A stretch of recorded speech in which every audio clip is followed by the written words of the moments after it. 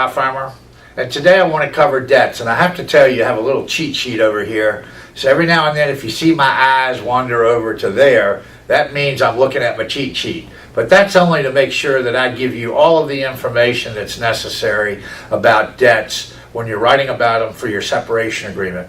So let's start with the most important thing about debts is you want to list all of them. And that means notes, loans, mortgages, credit cards, judgments, lines of credit. Your debt could be any number of things.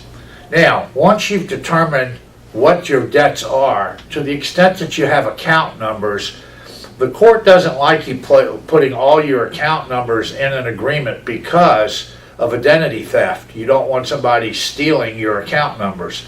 However, it would be helpful if, for instance, with a credit card, you might say Visa card with the last four digits 0428.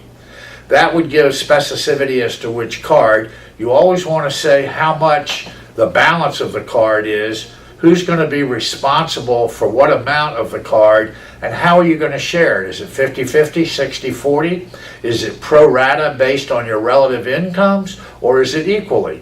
So there are a number of important pieces of information that go with each debt.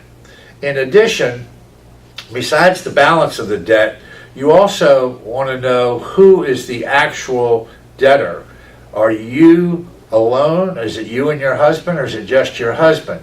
You know, in a separation agreement, when you're accounting for the debt of parties, you may well take the debt of the other party, or he may well take your debt. But it needs to be specified, particularly in light of the creditors, because the creditors are not bound by your agreement. In other words, the fact that your husband has agreed to pay your Visa account doesn't mean that Visa is only going to go after him. They're going to come after you too. So what you want, if he doesn't pay it, so what you want is an indemnity agreement. And an indemnity agreement is an agreement where he agrees to indemnify you for any losses sustained because of collection efforts by Visa. And that indemnity could also include attorney's fees, the debt itself, and any travel costs that you might have if you have to come to court and you've moved out of town. So when you're dealing with the debt in a separation agreement, remember specificity is number one. You really want to identify the debt. You want to say who's going to be responsible, what they're going to be responsible for, and when they're going to be responsible. So I hope this helps you as you work through the debt portion of your separation agreement. Thanks.